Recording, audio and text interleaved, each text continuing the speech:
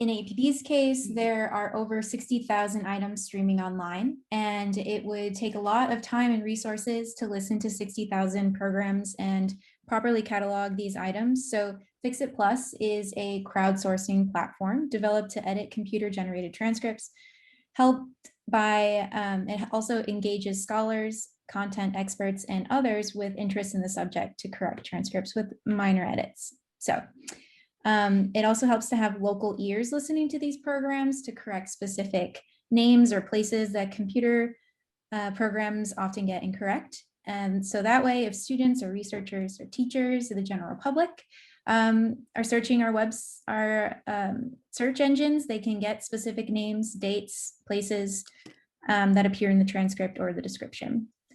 So you can fix transcripts online, anytime, any place at fixitplus.americanarchive.org. And all the changes that you make are automatically saved.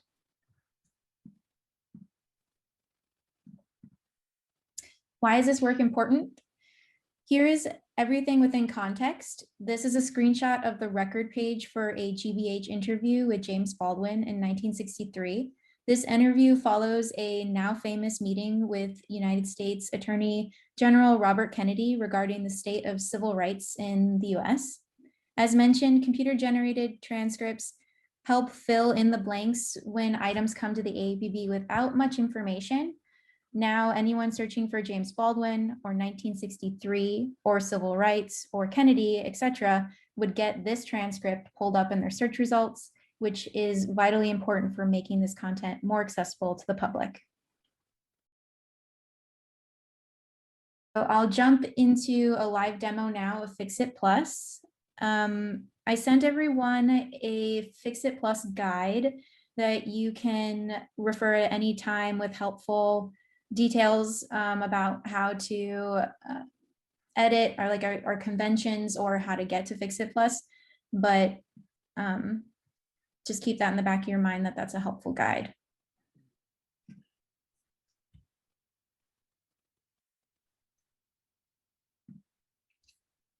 Can you still see my screen?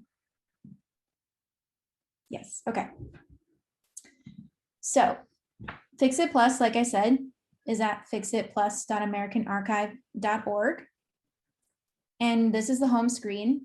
As you'll see, these are all of our transcripts in the collection, but you're going to come down to this filter by collection drop down and go down to Peabody.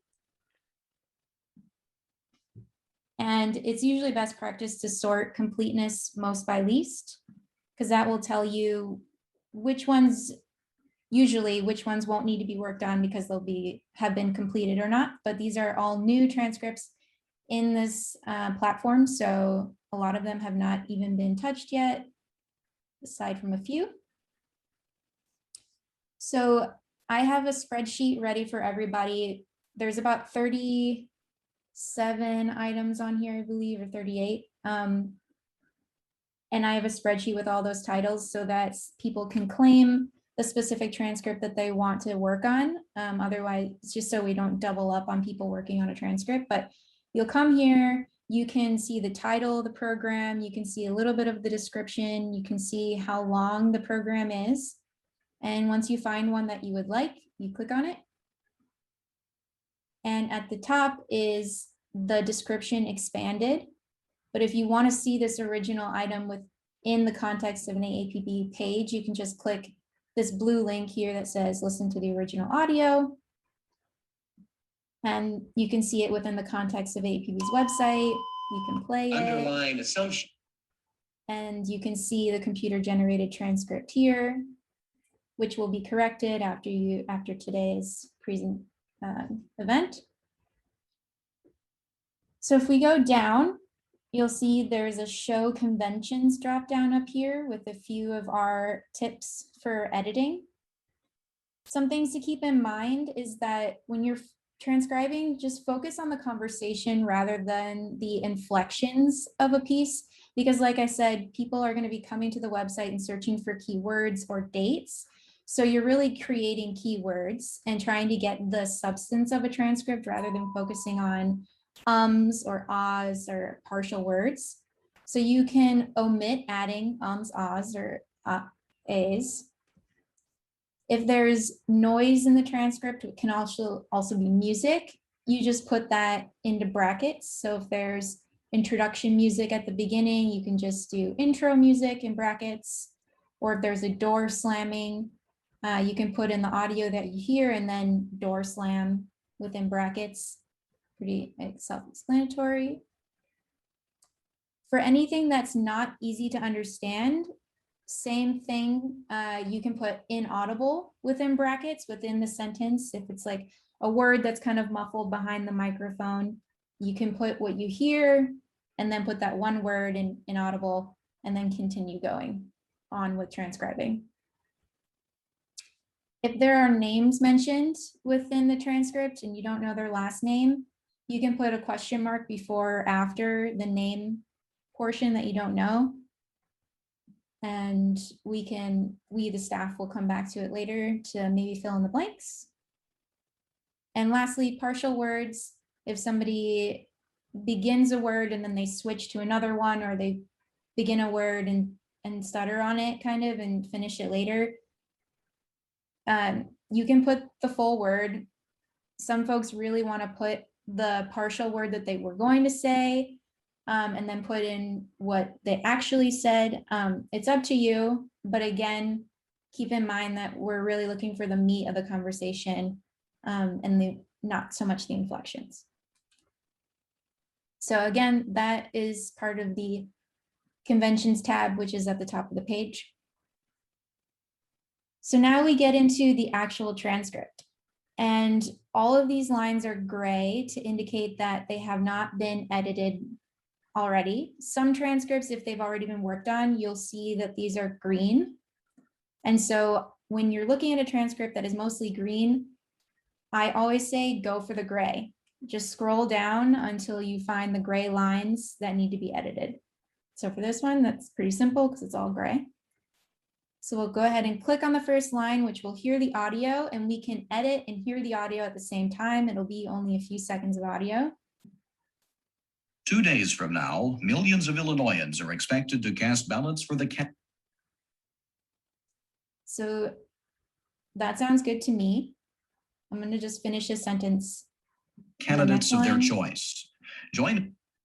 And so you'll see once I pushed enter, that line turned green. I can always go back. 2 days from now, millions of Illinoisans are. Or pause it.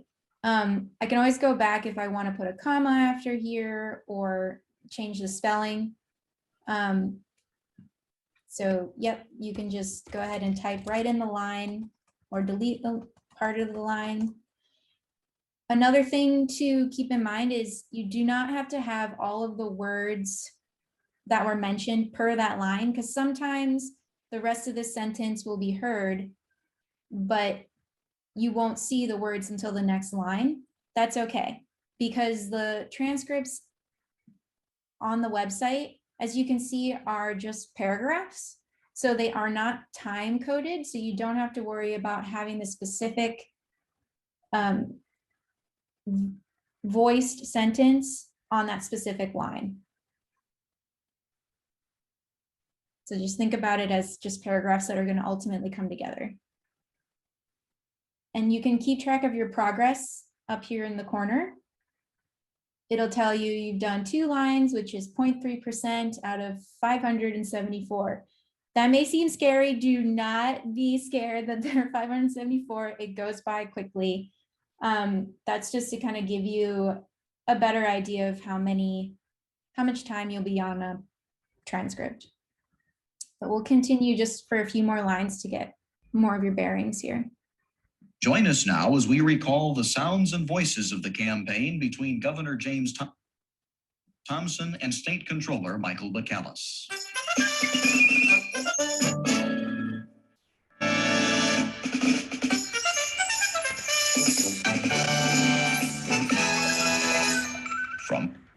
So I'm going to call that credit music, just as an example, and I put credit music in brackets. But you'll also notice that he said Michael McAllis, I think is what he mentioned. So I'm not familiar with who this is. So this is a good opportunity to show you what I would do, which is look up State Controller Michael Bacalus. This is from, let's see which state. Illinois. Illinois, of course, because it said Illinois. Right? So I'll look up Illinois State Controller Michael Bacalus. There it is. So just do a little fact checking.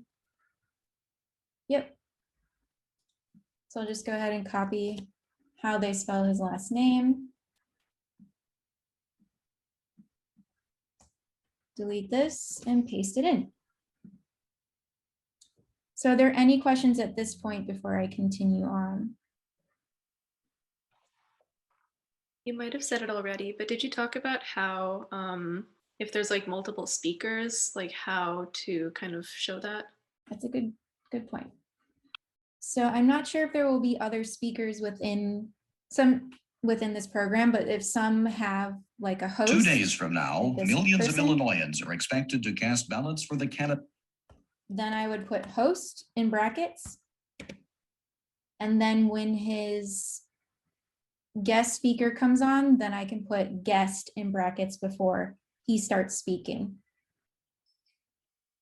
If you don't know if it's like a regular host of the show, you can do speaker 1 and speaker 2. Otherwise, if you do know the last names of those folks, you can do the last name in brackets when they speak. Ren, what would we do if we had not been able to find Michael Bacalus and we were just had to guess if we could not? Thompson and State Controller Michael. Sorry. Then you would just put the question marks before and after what you think that spelling would be. So like this. Cool. And just for everybody out there, if there are a number of librarians on this, so if you are having trouble with a Google search and want a reference librarian to come to your aid, just speak up or put it in the chat and we'll be glad to help you. All right. Any other questions before I move on? I'm just checking the chat if there are questions. I've got one. It's going to come up later, I think. Doing this years ago, I translated some stuff that was highly racially inflamed. It was for 1980 for Living Atlanta, and it was interviews, and the words in there, we translated them or transcribed them. We're in a different era now, but should we assume that if the show used a certain word, we should transcribe that word, or are there some standards we're going to say that, yeah, they may have used that word, but we're not going to use that particular choice of words? And the words could be anything. You know, there's certain words that they're charged. We generally transcribe it as closest to what is mentioned in the program, and generally any kind of adding on or kind of a disclaimer on that this is old language usually happens like we would put that on the program in a different location and not change the transcript itself. So we would be true to whatever was spoken, and then you guys would straighten out with the metadata. Okay, got you. Perfect. If there is ever a line that you really don't have, well, I am an admin. If you are an admin or you have trained privileges, then you don't have this feature, and that's fine. You can always just ping me. But if you are editing straight on the platform, you will have a flag that appears at the end of your row. And if you want to just let the staff know about something in that line, you can just click that flag and then another window will pop up and you can say like, I didn't understand this whole sentence. I'm leaving it to you to figure out, kind of thing. So once you get through the transcript, eventually this will all turn green, and then at the very, very end, a button will appear that says, that's blue, and it will say, I am done with this transcript. Be sure you click that, and that will push it through to the next stage. So be sure you pay attention to that. When you're done, it won't just be pushed through. So be sure you click that. I have a question. Mhm. What if you do half of it or a third of it and you want to save your progress but don't finish? It's a good question. So all of your changes will be saved automatically, but since it is public, anyone can come in and work on the same transcript that you just finished. So you might come back to it later and it might be done. Okay. But if you do have an admin account, you can go to your page, because some people say, I don't remember the title of what I was working on. You can just go to your dashboard and it will tell you what you last worked on. So you can find the title of that program that way. Got a related question.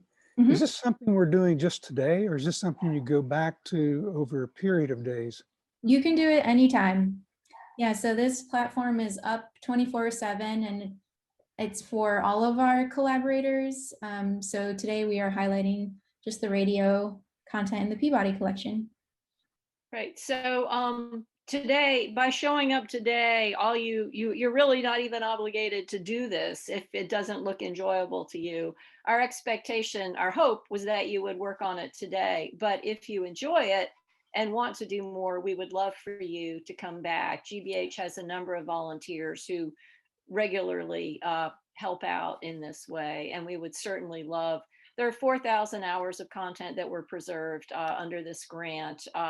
And there are 29 of us here today. Now, we've been working on it for a while, but there'll be plenty left to do. So you'll get started today. And if you're enjoying it and want to do more, which we hope will be the case, you can definitely come back.